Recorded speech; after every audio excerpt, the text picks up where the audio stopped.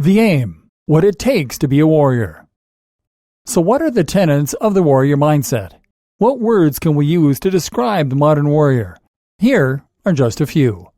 Courageous, self-disciplined, principled, strong-willed, kind, growth-oriented, self-sufficient, protective, self-sacrificing, calm, responsible, motivational, inspiring, charismatic, noble, powerful, modest, though not necessarily humble. These are just some of the traits that a true warrior should strive for. These are some of the things we will be looking to cultivate and better understand throughout this training. Another great description of a warrior comes from an unlikely source, the Disney film Mulan. These quotes are from the song "I'll Make a Man Out of You," but in fact, they can apply equally to a woman. Oh, and in case you don't want to learn lessons on chivalry from a Disney film, consider the fact that Jackie Chan sang the Chinese version of the song. He's one of life's true warriors, so perhaps that gives it just a little more weight. Tranquil as a forest, but on fire within. Once you find your center, you are sure to win.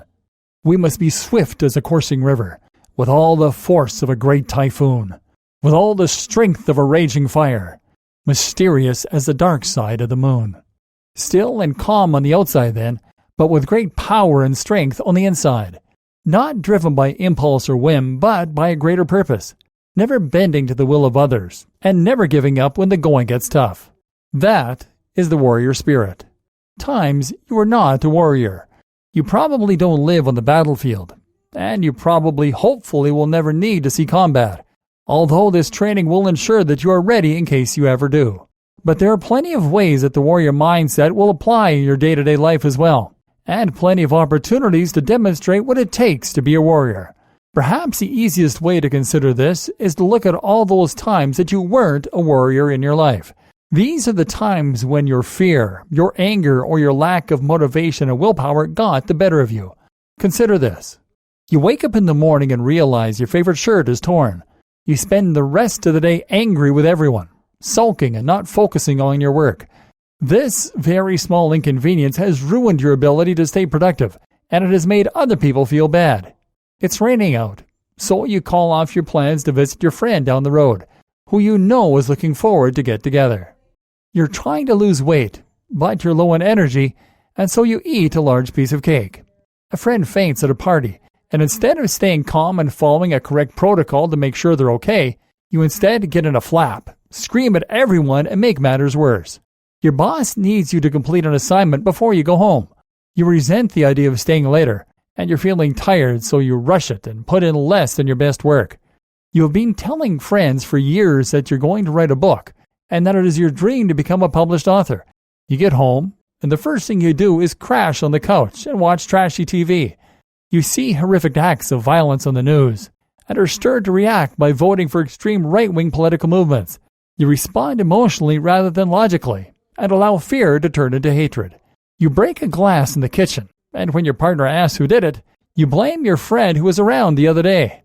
You get into a physical altercation with someone in the street, and run away, leaving your friends or family to deal with the danger on their own. You are getting onto a train, and instead of letting the elderly lady on in front of you, you push ahead. Your friends are peer pressuring you into smoking weed and accusing you of not being fun. Smoking weed is something you have no interest in, but in this hypothetical situation, you let yourself get talked into it for fear of appearing lame. You are happily married when an attractive woman or man makes a move on you. You give in to your momentary impulse and you sleep with them, effectively wrecking your relationship with not only your partner, but your children as well. You are unhappy in your relationship or job, but you stay in it because you don't have the heart to tell the person, or you are too afraid of what the future might bring. Some of these examples are more extreme than others. Of course, there is a big difference between eating ice cream when you really shouldn't and being swayed by hate speech. And occasionally, losing your cool is normal. But while these points might all seem very different, they essentially come from the same thing: weakness. Weakness is often the source of our problems, and even of evil. Weakness means giving into things we know aren't right, or making excuses and putting off our goals. Now let's look at how someone strong might approach the same issues. You wake up in the morning and realize your favorite shirt is torn. You shrug and wear something else, recognizing this is a very small issue in the grand scheme of things. It's raining out, and you don't feel like going out, but you know it's the right thing to do, so you man up and you go. You're trying to lose weight, but you're low on energy.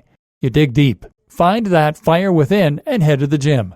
A friend faints at a party, and you remain calm, cool, and collected. You assign jobs to people and check to make sure your friend is okay. Your boss needs you to complete an assignment before you go home. You resent the idea of staying later, and you're feeling tired, but you complete the work to the best of your ability nevertheless. You speak to your boss about putting you in that position again. You have been telling friends for years that you're going to write a book, and that it is your dream to become a published author. You get home and resolve to write 2 pages a night. You see horrific acts of violence on the news, and are starting to think more deeply about what gives these problems room to grow. You recognize that you are not statistically in danger, but that the world is currently hurting. You ask what you can do for your community. You break a glass in the kitchen, and when your partner asks who did it, you own up and face the consequences. You get into a physical altercation with someone in the street. You make sure your family and friends are safe while trying to calm the situation as best you can. You were getting onto a train, and you always stop to let the old lady on first, and the old man, and anyone who was there first. Your friends are peer pressuring you into smoking weed and accusing you of not being fun. If you want to, you do it. If you don't, you don't. You are happily married when an attractive woman or man makes their move on you. You have control over your feelings, so you turn them down.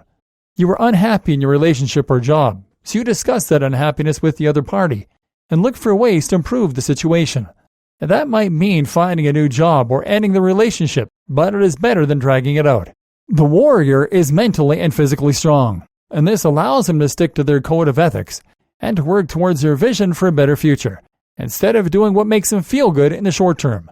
Ultimately, this leads to much better happiness, much greater peace, and much greater pride, and not just for you, but for all those around you.